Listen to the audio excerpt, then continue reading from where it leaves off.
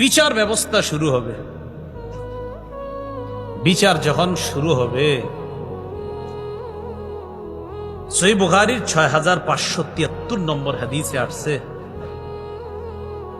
সাহাবায়ে কেরাম রাসূলুল্লাহ সাল্লাল্লাহু আলাইহি সাল্লামকে প্রশ্ন করলেন, হাল নারা রাব্বানা ইয়াউমাল কিয়ামা।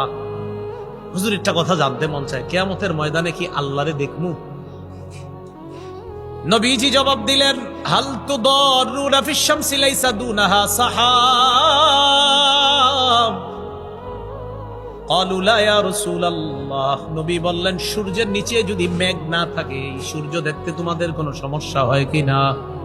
সূর্য নিচে মেঘ নাই, বলেন তো এই সূর্য দেখতে কোনো সমস্যা হয় না? সাহাবীরা বললেন, না হুজুর, কোনো সমস্যা হয় না। এবার আল্লাহর নবী বললেন, হাল তুদাররুনা ফিল কমার লাইসা দুনাহু সাহাব। চন্দ্রের নিচে মেঘ নাই, মেঘ ছাড়া চন্দ্র দেখতে তোমাদের কোনো সমস্যা হয় কিনা? আকাশে যদি চাঁদ দেখা যায়, নিচে যদি কোনো মেঘ না থাকে, বলেন চন্দ্র দেখতে কোনো সমস্যা হয়? নবী বলেন, তারাউনা রাব্বাকুম কাযালিকা। সূর্য আর চন্দ্র যেমন স্পষ্ট দেখতে পাও, কিয়ামতের ময়দানে রব কেমন সরাসরি দেখতে পাইবা।